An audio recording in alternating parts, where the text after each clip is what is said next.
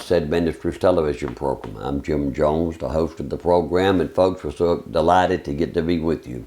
Thank God for this platform to get to share with you what God said. Thank you so much for access to your world, to where you're at. I appreciate it so much. I know that I'm there. I don't take it for granted.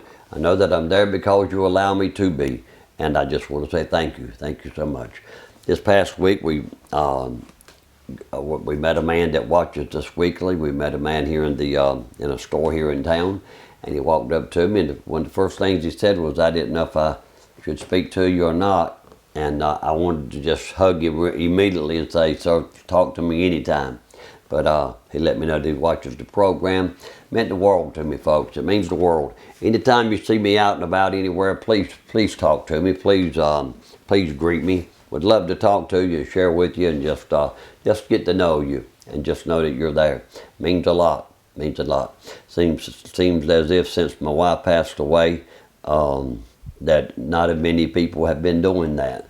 And I want to invite you to let me know that let me know that you're there. Praise God. Thank you, sir. God bless you. And if you're watching, I appreciate you so much in the Lord. We're here every Thursday night by the grace of God, folks, and I'm privileged. I'm honored to be at this platform. We've been talking to you about faith. I want to get back into faith. This will probably be the last sermon about it. It's something that needs to be preached forever and a day. It's the only thing on planet Earth, folks, that moves God, faith. It's the only thing that moves God, faith. It is the only thing. In fact, I just wish you'd say that with me.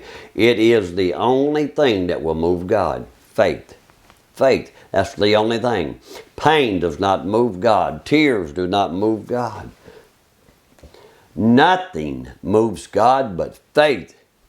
God is obsessed with this. God has one obsession, and He's looking for people to believe Him. That's all. He's just looking for people that will believe He is who He is, and He will do what He said He will do. And many people, well, I believe that, I know that. Well, where is your faith that you believe that? We live in a society. Our problem is that we as Christians, we are a world of children of God inside a world called planet Earth. And the devil is the God of this world, 2 Corinthians 4:4. 3 and 4, 2 Corinthians 3 and 4. He's the God of this world. And we live in a system that the world dictates to us, and it and us, by spending our time doing what is the necessities of life, what is required, that meets our need more so than God. Us using our faith to rely on God to meet our need. We have to look for places and ways to use our faith. Where's your faith? So we've been talking about that, and next week we're probably going to go another route as far as I know so far, unless the good Lord changes my mind. But there's all kinds of different faiths. There's more faith than what I've been sharing with you. I've been sharing with you four kinds of faith. I just dealt on these four kinds of faith because Jesus mainly dwelled on these four kinds of faith. God was in Jesus. Jesus is God. He was God incarnate.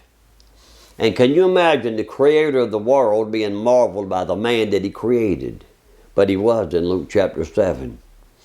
Jesus said, I marvel at this man's faith. That man had such faith that it caused Jesus to marvel. He had great faith.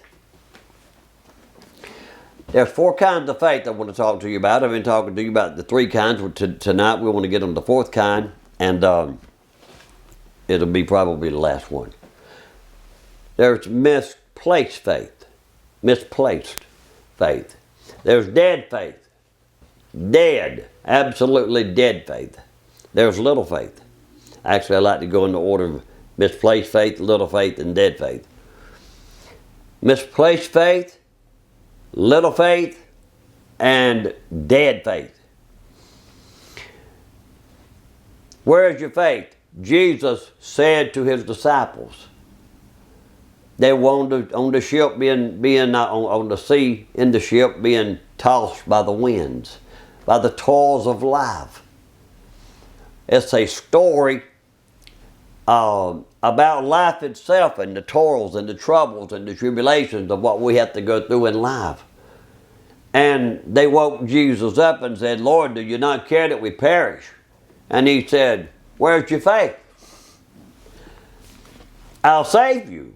And he spoke, and the wind stood still. And then they said, what manner of man is this, that he speaks, and even the winds and the waves obey his voice? Where's your faith? Wow. So your faith, by Jesus saying, where's your faith? That's letting us know your faith can be somewhere where it's not. If I were to say to you, where are my keys? That would imply to you that I don't know where I placed my keys. And maybe you saw them and you would tell me where they're at. So misplaced faith is not where it ought to be, which is in God. God is only moved by faith. Then there's little faith. Little faith. Jesus said in Matthew 6:30, "O ye of little faith." Little faith. You got a little faith. I got a little faith. Folks, it takes more than a little faith to move a big mountain. Now, Jesus said if you have the faith of a grain of a mustard seed, you can say to the mountain, be thou removed, and be thou cast into the sea. The faith of a grain of a mustard seed. Well, you would think that the measure of faith in Romans 12:3 that God gave us would be as big as the grain of a mustard seed. But folks, along the way, carnality gets in there. Our flesh, carnality. Doubt, fear, and unbelief. Doubt and unbelief are not the same. They're not one and the same. Doubt and unbelief. So all of these other elements get inside of our faith and diminishes the very measure of faith that God put there himself. So where is your faith? Is your faith misplaced and somewhere where it ought not to be? Put your faith in God. Is your faith little? Now you can grow something that's little. Look at the oak tree, it was an acorn. Look at the cucumbers. Look at the watermelons. They were seeds. Faith was a seed, but it can grow. I'll soon be 64. My faith is greater today than it's ever been. My word, I wish I had the faith today that I had in 79 when I started preaching. Great faith grows. Faith grows. Oh, ye of little faith. Misplaced faith, little faith, and then there's dead faith. James said, show me your works by your faith, and I will show you my faith by my works. He flip-flopped that. He said, you show me, come here, show me your faith by your works. Show me your works by your faith. There's two things he's dealing with. Show me your works by your faith. What are you doing to use your faith? Show it to me. And when you do, I'm going to show you my faith. I'm not going to show you my works. I'm going to show you my faith by my works. Because of what I do and have done, I'm going to show you in showing you that I have great faith. Faith's the only thing that moves God. If you're watching me, and I thankful you are, you believe in God. You probably have prayer requests. You probably have needs that need to be met. You probably have issues that you need God to move upon. I've been there from A to Z through all of them, including the dying wife that died one of the most horrific, horrible deaths that I've ever seen. I have sat by the bedside of many church members and watched their loved one pass away. My wife ranks up there in the very top of the worst I ever saw in my life. But it has not diminished my faith, not one iota, none, zero, zilch. I'll show you my faith by showing actually you my works. So where's your works? If you have no works, you have no faith. Oh, I can say I've got faith. Did you know? This is how important it is. Right in the middle of all this, it starts in James chapter 2, verse 17, if you'd like to read it. And it goes all the way through verse 26. In verse 19, it's already getting so heavy after starting in verse 17. In verse 19, it already gets so heavy that James says, listen, and by the way, now this was the brother of Jesus, James. Had the same mother, not the same daddy. He said, okay, and we'll paraphrase it for you folks. He said, okay, I hear you. You believe? Okay. Okay, well that's a good thing. That's okay, I got it. You're a believer. Thumbs up. But I got news for you. The devils believe and tremble. So what's your point? So what's your point? So you believe, okay? Folks, believing's not enough is what he's saying. And what he said, the reason why he uses the devil to make the point, because he says, you believe, well you do good. That's a good thing. But bless God, the devil believes, and trembles. So we got to do more than believe. So there's misplaced faith, little faith, dead faith. Now, we're going to close on dead faith right here because I got to move on. Read it on down, and it brings in Abraham. And about how he used his faith, and he was justified by his faith, not his works. He was justified by his faith. He was justified because he offered up Isaac by faith. Remember the story? Then he closes out the chapter, James chapter 2, by saying this, verse 26. He said, even as the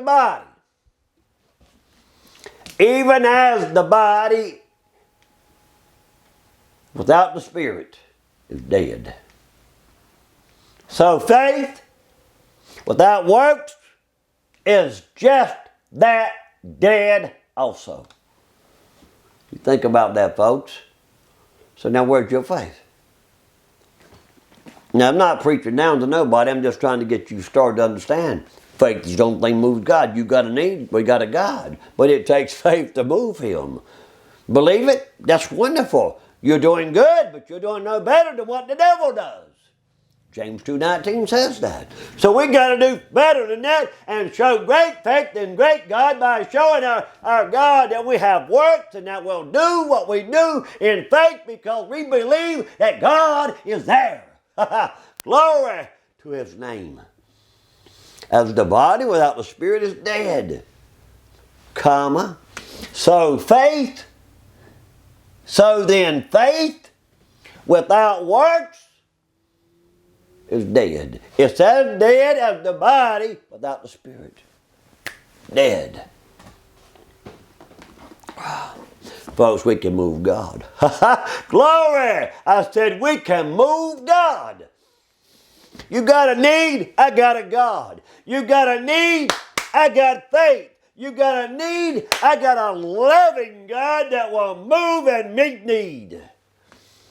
Our faith can be so good that if we stay to that mountain, to that problem, because God's got our back, be removed and be cast into the sea shall be done. God didn't move it, your faith moved it. God didn't move it, your words moved it. God didn't move it, you and I move it. By the authority of the power of the words of the mouth of God. Wow. Then let's go to great faith. Great faith. Great faith. Great faith is, first of all, is action. Now, how do you get to great faith? Well, faith has to have pictures. God made the human psyche of man the way that He did for a reason, folks. Everything has to have something. Let me say that again. Everything has to have something. There would be no need for a word to ever be uttered if there was not an ear to hear. There would never be any need for anything to be looked at if there was not an eye. If we got eyes, they're useless. In other words, if we have nothing to look at. If I have nowhere to ever go, I have no reason for feet. If I have nothing to ever reach for, I have no need for a hand. If I have no need to ever hear anything at all, I have no reason to have an ear. You have no reason to have a mouth for my ear to hear what you say. So everything has got something that it needs. Our faith needs God. God needs our faith. God desires our faith. God wants our faith. God says, I don't be moved until you show me you've got faith. Well, I pray to God. Well, obviously God's not impressed with that. He wants more than that. He wants us to show Him that we believe that He'll do what He said He'll do. And you know what? There's not much that He didn't say He wouldn't do. At this particular moment, I can only think of two things God said He couldn't do or would not do. He said, I can't lie. Numbers 23:19. He said, I will not lie. Believe my word. And number two, I will not fail. Joshua 1:8. Get in the book. Stay in the book. Meditate in the book. Stay in the book day and night. For in so doing thou shalt make thy way prosperous and have good success. Can't fail. No failure. So faith needs God. God needs your faith. Everything that's there, wherever you're at, everything around you needs the other attachment of it. Even though a person, God said, it is not good that man to be alone. So God needed a companion. So a man needed a companion, so God gave him a woman. Wow. God told Abraham, by the way, speaking of the psyche, God gave us an imagination. Folks, if you can think it, you can do it. If you can think it, you can do it. Look we're going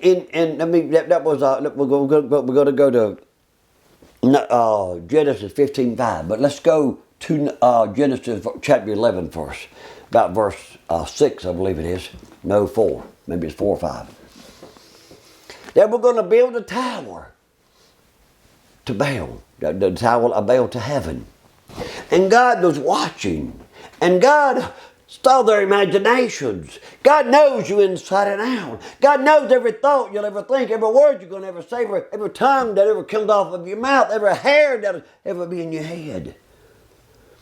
He knows your uprising and your downsitting. And God saw it, He knew it, He put it all together. And He's seeing all these people that are building this tower, and He said, I got to go down and stop them. Because what they said they can do it. And He said they can do it because they said they can do it. They imagined in their mind that they could do it. That's the power of your mind. All of your struggles, it all lies in the mind. Win the battle in your mind, you win the battle in time. Win the battle in your mind, you win the battle, bless God. Win the battle in your mind, and it's all done by faith with God's Word. Genesis 15:5. God had told Abraham what to expect.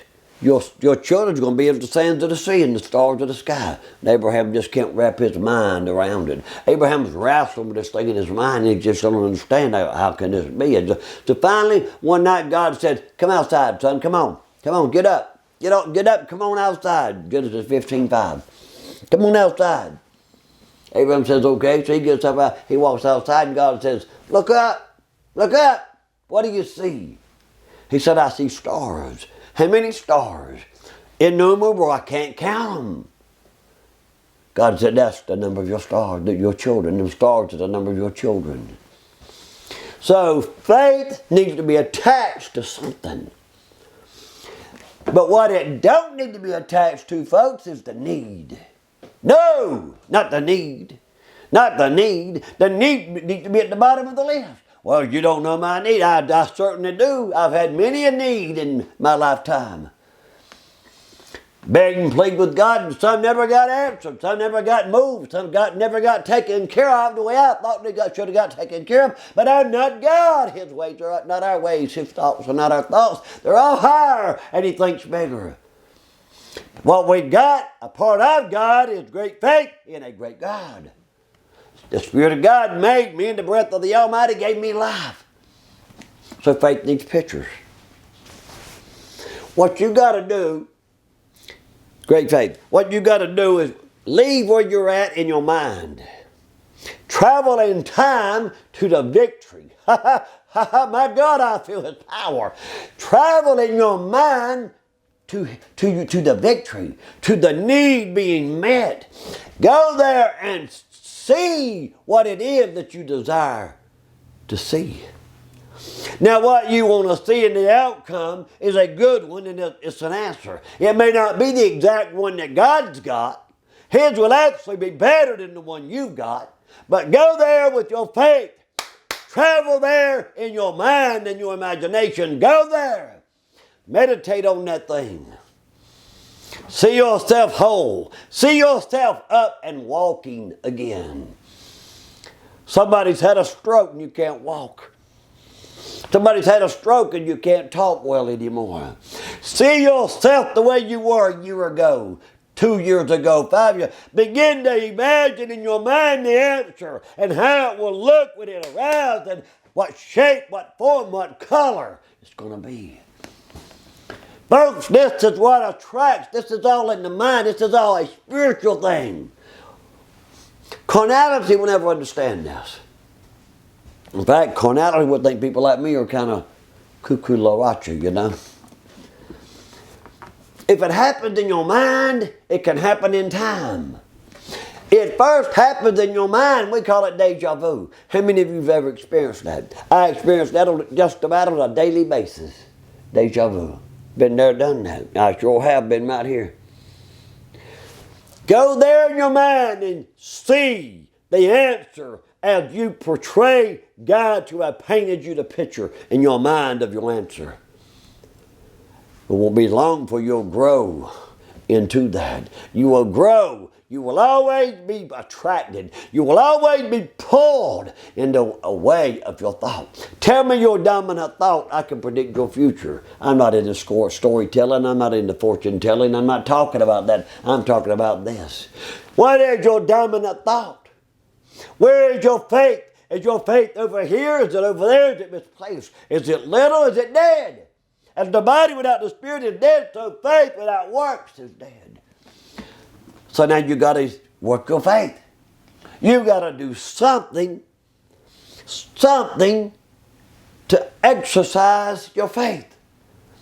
Move your faith. If your faith don't move you, it'll never move God. Get victory in your prayer, you'll get victory in life with God. Well, how do you get victory? Be tenacious, be determined. Start with 2, 3, 4, 5 minutes with God in this book. In a chair, on your knees, in a prayer closet, wherever you're comfortable. And just let it be you and God. That's how you grow your faith, by the way. That's how faith grows. Great faith does great things. It's all within. It's all within. I said it's all within. Matthew 9:21, the lady with the issue of blood, she said within herself, if I can just touch the hem of his garment. And she got it in her mind. She was going to fight her way through the crowd and do it, and she did it. Rahab made the 5th chapter. In closing here, folks, let me share something with you. Don't let this whiz by us. Let's stop right here. As I leave you right now in just a couple of minutes, stay here. Adam and Eve did not make the Hall of Fame 5th chapter. Hebrews chapter 11. It's known as the Hall of Fame, Hall of Faith chapter. It's called the 5th chapter. 1 Corinthians chapter 13 is called the love chapter. Hebrews 11 is called the 5th chapter.